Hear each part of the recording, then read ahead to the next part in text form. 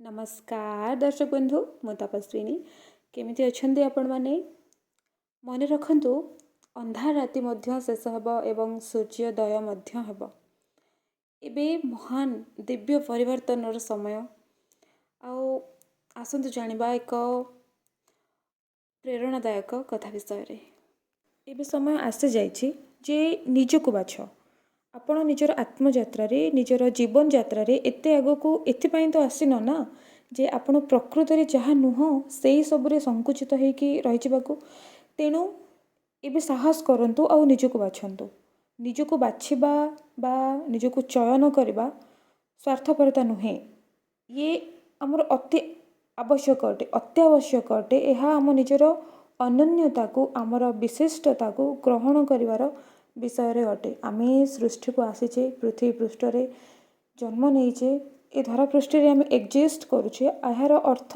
केवल यह नुहे जे आमे अन्य को सब बेले परसी चलिबा सेमानकर इच्छा आशा को सब बेले जत्न करिकी पूर्ण करिया पाई कि आमे निजे दायित्व नबा आउ सेथिपाई निजको क्षति करबा निजको आघात देबा निजको अवहेला करबा यह जम्मा भी नुहे आमे अन्य को परसिबा बहुत उचित कार्य आमर काम विषय आमर आत्म उद्देश्य विषय जे अन्य को परसिबा किंतु केवल से नुहे ता सहित आमको निजको परसिबा निजको बुझिबा निजर जत्न नेबा निजको भल पाया मध्य अटे निजको परसिबा मध्य अटे तो बालांस रखिबा ही आम समस्त मनुष्यंकर जीवनकर आत्म उद्देश्य अटे तो आमको एटा को बुझिबा को पड़िबो एबे आमे आगुरु बहुत एई सर्कल रे रही आसीचे जे आमे केवल अन्य को परसिबा अन्यर इच्छा पूर्ण करबा अन्यर आवश्यकता पूर्ण करबा तेणिक से इच्छा आवश्यकता से मानकर अज्ञानता भी हे पारे से मानकर अज्ञानता रे से माने से आशा करि थाई पारंती इच्छा करिबा ही पारंती तो आमे से सब को भी पूर्ण करबा पई निजको निज अवहेला करि थाओ आघात दे थाओ आउ ये गोटे बड़ ट्राप हे थाए गोटे बड़ कर्मा साइकिल मध्य हे थाए तेणु एबे से समय आसीछि आपण निजको बाछंतु आउ निजको बाछिबा माने स्वार्थपरता जम्मा भी हे न थाए आउ निजको बाछिबार बा निजको बाछिबार उद्देश्य ए जे आमे अन्य मानको आरामदायक करिया पई निजको अग्नि रे जाल दबानी अन्य मानको आरामदायक करिया पई निजको अवहेला करबानी निज प्रति अप्रिय हेबानी सेथिपई निजको बाछंतु कारण आपण निजको भी भल पाती आपण निजको भी जत्न करती निजको भी गुरुत्व दियंती बालांस निहाती रहिबा दरकार आउ से क्षेत्र रे निजको बाछंतु जेउठी अन्यर केवल आराम पाई अन्यर इच्छा पाई अन्यर आशा पाई आपनको निजको निजर बलि देबाकू पड़ुथिबो बा आपनको बाध्य करा जाउथिबो आमे समस्त एइपरि करि आसुछे जे अन्यर कंफर्ट पाई निजको अनावश्यक कष्ट रे पकई थाउ निजको अवहेला करि थाउ निजर आवश्यकता को निजे अणदेखा करि थाउ अन्यर इच्छा आशा आउ आराम पाई आमे निज शरीर को बहुत खटै थाउ बहुत कष्ट दे थाउ आम शरीर चित्कार करुथिबो कष्ट रे रोग रे तथापि आमे निज शरीर चित्कार को अणदेखा करू ताको एका छाड़ी दउ सेमती अवस्था रे ताको अनाथ परि आमे परित्याग करि देउ आम शरीर पीड़ार कारण कौन जानवा को चेष्टा न करिकी आमे अज्ञान अंध है एमती केमिकल मेडिसिन सब आम निजको खुआई दे थाओ जबरदस्ती खुआई थाओ तार रूट कज न जानिकी कहीं चित्कार करुच्ची कहीं से कष्ट पाऊँ कौन आवश्यक मु कौन अवहेला करुच्ची से सबू आम से पीड़ार कारण न जानिकी ता पाखरे न बसिकी ता कथा न शुणिकी ता चित्कार को न शुणिकी आमे जबरदस्ती केमिकल मेडिसिन्स खाई थाओ आम शरीर को जबरदस्ती खुई थाओ आउ ता चित्कार को बंद कर दे थाओ करने को चेष्टा करूँ ताको दबे दो कि चुप रही जा चुप हो जा बहुत पेन भी तो आमको हुए ना आम से एत अवहेला करूँ आम निज शरीर चित्कार को आम एत अणदेखा करूचे अन्य मानक इच्छा पूर्ण करिबारे आम व्यस्त रही निजर शरीर चित्कार को एत अणदेखा करूँ जे आम सर्टकट को बेसी चूज करूँ आम मेडिसिन जबरदस्ती खोई दो चुप रहा कि तो आपण एठू बुझीपारे जे आम जो बहुत सारा प्रश्न आम मन रे आसे आम अन्य मानक जो माने भी अन्य मानक बहुत केयर करती, अन्य इच्छा को पूर्ण करती, ब्लाइंडली पूर्ण करती, कारण एनालिसिस भी करती जे क्या केतिक देवा दरकार आउ मो पाखे से सब अच्छी ना नहीं, मु निजको जत्न करी अन्य को दौची ना निजको बहुत अवहेला करी केवल अन्य को दौची। तो से मनरे बहुत सारा प्रश्न सब बेले थाए। से एकुटिया रहती, राति शोवा को आसती कि निजको एकुटिया पाती ना किछिटा फांका समय पाते से मनरे बहुत प्रश्न आसे, बहुत आघात को से अनुभव करती जे मु सामना लोक कि केते कौन करुछि हेले से मते थरे भी जत्न करूनी, उल्टा मते अवहेला करुछि, मो ऊपर चिल्लाउछि, मो फीलिंग्स बुझी पारुनी, मते भल पाउनी, ओल्टा मते यूज करुछि। केवल जड़े नुहे लोक मैंने मत यूज करुँच मत मु समस्त को एत केयर करुँची किंतु मत से लुटुंट मोर फीलिंग्स को जमा भी बुझी पारना, मु कौन कहवाक चाहे कौन करने चाहे बुझी पारना। बेले बेले एमती भी हुए जे से जो मानक आम बहुत केयर करूँ निजको अवहेला करके से माने आम सांगे पत्थर पर व्यवहार करती, इमोशनली अनअवेलेबल रुहंती आम सहित। आम बहुत इमोशनल थाउ तांको प्रति किंतु से माने आम प्रति इमोशनली अनअवेलेबल थांती, माने कौन सी इमोशनल कनेक्शन से आम प्रति न थाए, पत्थर पर से व्यवहार करती आम सहित। तो आमको ये सब प्रश्न आम बहुत पचारू, निजको पचारू, परमात्मा को मुख्यतः आम पचारू और दोष भी दे था, भाग्य को भी दोष दे था जे कहीं मो सहित एमती होची, केमिति होची सब मो सहित। मु तो अन्य मानक बहुत जत्न करुँची, केयर करुँची, अन्य मानकर टिके भी क्षति चाहूनी, तथापि मोर एमती कहीं होची। आम प्रायतः एमती प्रश्न पचारू जितेबाला आम केवल अन्य को सर्व कर था। तो आपण तार कारण होची आम निज सह ठीक एया करुछे जहाँ लोक मैंने आम सहित करुँच। आम अन्य मानक बहुत केयर करुचे किंतु से माने आमको अवहेला करुँच। तो एग्जैक्ट आम सहित एमती घटवार कारण आम भी आम निज सहित संपर्क भी आमर यही आम आम निजको भी ठीक एमती अवहेला करुचे। आम शरीर, आमर मन, आमर आत्मा, आमर प्राण सबकि आमको सब बेले सर्व करुची। आम ये जो 3D दुनिया रे अच्छे ना, ये दुनिया पाई कि आमको जहाँ सब मिली जहाँ आम पाखे अच्छी से सब जिनस आम शरीर इत्यादि सब आमको बहुत किसी सर्व करुँच, अनकंडीशनली सर्व करुँच। किंतु आमे तांको अणदेखा करुचे, आम निज शरीर को अणदेखा करुचे। निजर शरीर जहाँ भी अंग प्रत्यंग सब अच्छी ना तार फंक्शन सब से अनकंडीशनली फंक्शन करुँच आम पाई आमको सर्व करुँच।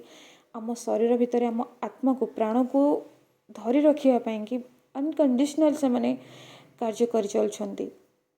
किंतु आमे ताकू जत्न करूने, ताकू साइती रखुने, ता प्रति आम ज्ञान रे भी आसुने जे शरीर ज्ञान भी आमर नहीं कहले चले जे कौन केमिति जत्न नवा दरकार। आम मानसिक ज्ञान भी आमर नहीं, मनर केमिति जत्न नवा दरकार, निज मनर केमिति निजर बाउंड्रीज सेट करिया दरकार, निजर मानसिक बाउंड्रीज, निजर शारीरिक बाउंड्रीज माने सीमा सेट करिया आमे जानुना। आमे ये सब ज्ञान रे आसीबा को चाहूना, आमे ज्ञान जानी भी नाहु, आमको ज्ञान दिया भी जाइनी। तो आमे केवल अन्य को सर्व करिया पाई कि आमे निजको बहुत अवहेला करूँ, निज प्रति आम इमोशनली कनेक्ट होना, आम निज प्रति कनेक्ट होना, आम निजर चित्कार को शुणी पारुना। शरीर चित्कार करूथिबो तथापि आम अणदेखा करूँ। भावतु आम केते निष्ठुर आम निज प्रति।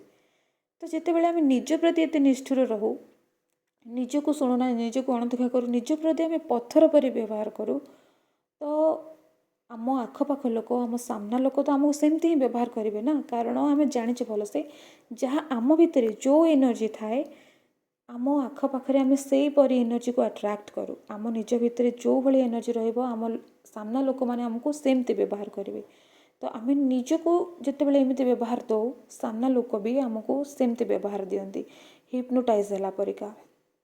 तो आमको यही बुझी जबार अच्छे जितेबाला आम सामना लोकों ठारू बहुत किसी ये सब एक्सपीरियंस करूँ आमको प्रश्न पचारू आम निजको निजे जे मो सहित एमती होचे से आम बुझीजा दरकार जे आम निज सहित भी एमती करुचे। आप एनालिसिस भी करेंगे जिते देखिए सामना लोक आपको कौन प्रकार कष्ट दौर आप निजको आप निजर प्रॉब्लम को, निजर थॉट्स को, निजर फीलिंग्स को सामना लोक को बुझे पारना। तो से आप निजको एनालिसिस करूँ, अन्य को सामना लोक को ଆପଣ ଅଭିଶାପ ନ ଦେଇକି ତାଙ୍କ ଉପରେ ଅଭିମାନ ରାଗ ନ କରିକି ଆପଣ ନିଜ ଆଡ଼କୁ ଯାଆନ୍ତୁ, ନିଜ ଭିତରକୁ ଦେଖନ୍ତୁ, ବସନ୍ତୁ ଶାନ୍ତ ହେଇକି ଆଉ ନିଜ ବିଷୟରେ ଭାବନ୍ତୁ ଯେ ଆପଣ ଏମିତି ନିଜ ସହିତ କରୁଛନ୍ତି କି। ତାପରେ ଦେଖିବେ ଆପଣ ନିଜେ ବୁଝିଯିବେ। ଆମକୁ ବୁଝିବାର ଅଛି।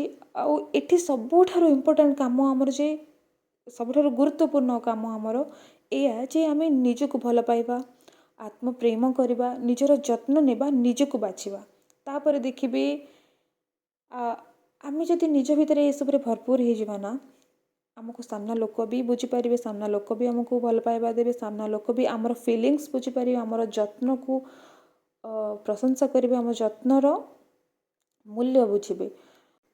ତ ସାମ୍ନା ଲୋକ ଆମକୁ କେବଳ ଅଇନା ଦେଖେଇଥାନ୍ତି, ଆମକୁ ମିରର ଦେଖେଇଥାନ୍ତି। ଆଉ ସେତେବେଳେ ଆମକୁ ନିଜକୁ ଦେଖିବାର ଅଛି। ସାମ୍ନା ଲୋକ ହେଉଛନ୍ତି ମିରର, ଆଉ ତାଙ୍କ ଭିତରେ ଆମକୁ ନିଜକୁ ଦେଖିବାର ଅଛି। ଯେତେବେଳେ ସାମ୍ନା ଲୋକ ଆମକୁ କିଛି ଅପବ୍ୟବହାର କରୁଛନ୍ତି, ଆମକୁ ବୁଝିଯିବାର ଅଛି ଯେ ଆମେ ନିଜ ସହିତ ନିଶ୍ଚିତ ଭାବରେ ଏହିପରି ବ୍ୟବହାର କରୁଥିବା, ନହେଲେ କିଛି ତ ଭୁଲ କରୁଥିବା ନିଜ ସହିତ। ତ ନିଜକୁ ବାଛନ୍ତୁ, ନିଜକୁ ଭଲ ପାଆନ୍ତୁ, ନିଜ ଆତ୍ମପ୍ରେମରେ ରୁହନ୍ତୁ, ନିଜକୁ ଯତ୍ନ ନିଅନ୍ତୁ, ନିଜକୁ ବାଛନ୍ତୁ। ଆଉ ଯେତେବେଳେ ଆମେ ନିଜକୁ ବାଛିବା ନା, ଦୁନିଆ ଆପଣଙ୍କୁ ବୁଝେଇବାକୁ ଚେଷ୍ଟା କରିବ ଯେ ଅନ୍ୟ ହିସାବରେ ଚାଲିବା, ସବୁ ସିଷ୍ଟମରେ, ସବୁ ରୁଲ୍ସରେ ଫିଟ୍ ହେବା ସଫଳତା ଏବଂ ଖୁସିର ଚାବିକାଠି ହେଇଥିବ। ଦୁନିଆ ଆପଣଙ୍କୁ ଏମିତି ବୁଝେଇବ ଯେ ସବୁଥିରେ ଫିଟ୍ ହେବା, ସବୁ ରୁଲ୍ରେ ଫିଟ୍ ହେବା, ସେମାନଙ୍କ ଇଚ୍ଛାରେ ଚାଲିବା, ଅନ୍ୟ ହିସାବରେ ଚାଲିବା ସଫଳତାର ଚାବିକାଠି ବା ଖୁସିର ଚାବିକାଠି। କିନ୍ତୁ ପ୍ରକୃତ ବିକାଶ, ପ୍ରକୃତ ସଫଳତା, ପ୍ରକୃତ ଅଭିବୃଦ୍ଧି, ଖୁସି, ଶାନ୍ତି ଏବଂ ତୃପ୍ତି ଆପଣଙ୍କର ନିଜ ସତ୍ୟରେ ଛିଡ଼ା ହେବା ଦ୍ୱାରା ହିଁ ଆସିଥାଏ। ଅନ୍ୟ ଇଚ୍ଛାରେ, ଅନ୍ୟ ଇସାରାରେ ଚାଲିବା ଦ୍ୱାରା ନୁହେଁ, ଅନ୍ୟ ସିଷ୍ଟମରେ ଫିଟ୍ ହେବାକୁ ଚେଷ୍ଟା କରିବା ଦ୍ୱାରା ନୁହେଁ, ନିଜ ସତ୍ୟରେ ଛିଡ଼ା ହେବା ଦ୍ୱାରା ଆପଣଙ୍କୁ ପ୍ରକୃତର ବିକାଶ ହେଇଥାଏ, ଆପଣଙ୍କର ପ୍ରକୃତ ଅଭିବୃଦ୍ଧି ହେଇଥାଏ। ଆଉ ନିଜ ସତ୍ୟରେ ଛିଡ଼ା ହେବାର ଅର୍ଥ କିଛି ବି ହେଇପାରେ।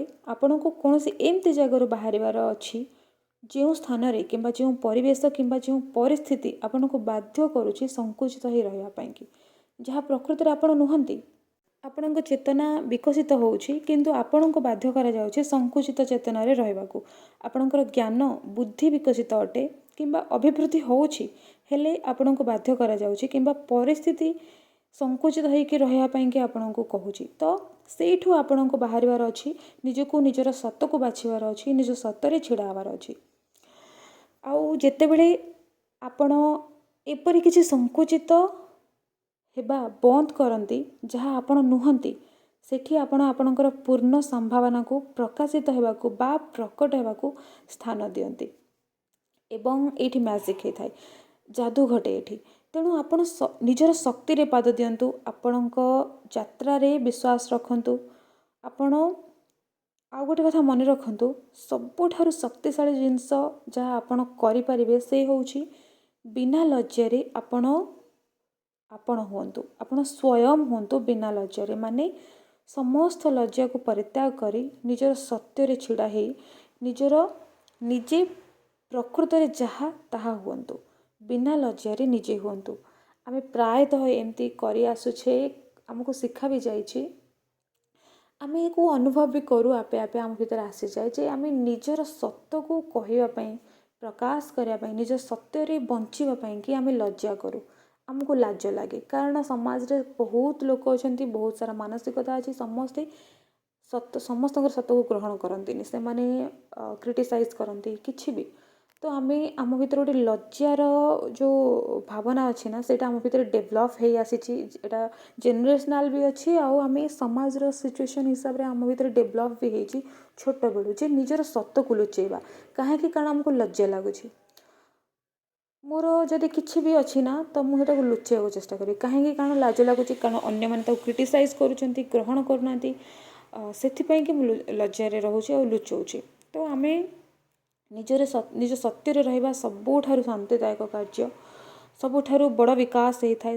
ଆଉ ସବୁଠାରୁ ଶକ୍ତିଶାଳୀ ଜିନିଷ ସେତେବେଳେ ହେଇଥାଏ ଆମେ ଯେତେବେଳେ ସାହସ କରିବା ନିଜର ସତ୍ୟରେ ରହିବା ପାଇଁକି ବିନା ଲଜ୍ଜାରେ। ଆମେ ଲଜ୍ଜାକୁ ପରିତ୍ୟାଗ କରିକି ନିଜର ସତ୍ୟରେ ଛିଡ଼ା ହେବା, ଆମେ ନିଜେ ପ୍ରକୃତରେ ଆମର ଯାହା ମାନସିକତା, ଆମର ଯାହା ଥଟ୍ସ ରହିଛି, ଆମର ଯାହା ନେଚର୍ ଅଛି, ପ୍ରକୃତି ଆମର ଯାହା ପ୍ରକୃତରେ ସେଇଥିରେ ହିଁ ରହିବା ବିନା ଲଜ୍ଜାରେ ଯେ କେହି କିଛି ବି କହିପାରିବେ, କେହି କିଛି ଭାବିପାରିବେ, କେହି ଆକ୍ସେପ୍ଟ କରି ନ ପାରନ୍ତି, କେହି କ୍ରିଟିସାଇଜ୍ କରିପାରନ୍ତି। କାରଣ ଯେହେତୁ ଆମେ ଆରମ୍ଭ କରୁଛେ ତ ଏସବୁ ଆମକୁ ଫେସ୍ କରିବାକୁ ପଡ଼ିବ। କିନ୍ତୁ ଧୀରେ ଧୀରେ ଆମେ ଯେତେବେଳେ ସମସ୍ତେ ଜଣେ ଜଣେ କରିକି ଆମେ ସମସ୍ତେ ଯେତେବେଳେ ଏ ଚେତନାକୁ ଆସିଯିବା ନା ଯେ ଆମର ନିଜର ସତ୍ୟତା ହିଁ ପ୍ରକୃତରେ ଶକ୍ତିଶାଳୀ ଅଟେ, ପ୍ରକୃତ ଉଦ୍ଦେଶ୍ୟ ଅଟେ ପୃଥିବୀରେ। ପ୍ରତ୍ୟେକ ମଣିଷ ଏଠି ଅଲଗା, ସମସ୍ତଙ୍କର ଅଲଗା ନେଚର, ଅଲଗା ପ୍ରକୃତି, ଆଉ ସେମାନଙ୍କର ସେଇ ପ୍ରକୃତି ହିଁ ପୃଥିବୀକୁ ଆବଶ୍ୟକ। ତାକୁ ଲୁଚେଇବା ନୁହେଁ, ଏଠି ଲଜ୍ଜାର ଆବଶ୍ୟକ ନାହିଁ, ଏଠି ପ୍ରକୃତ ନେଚରର ଆବଶ୍ୟକ ଅଛି ପୃଥିବୀକୁ।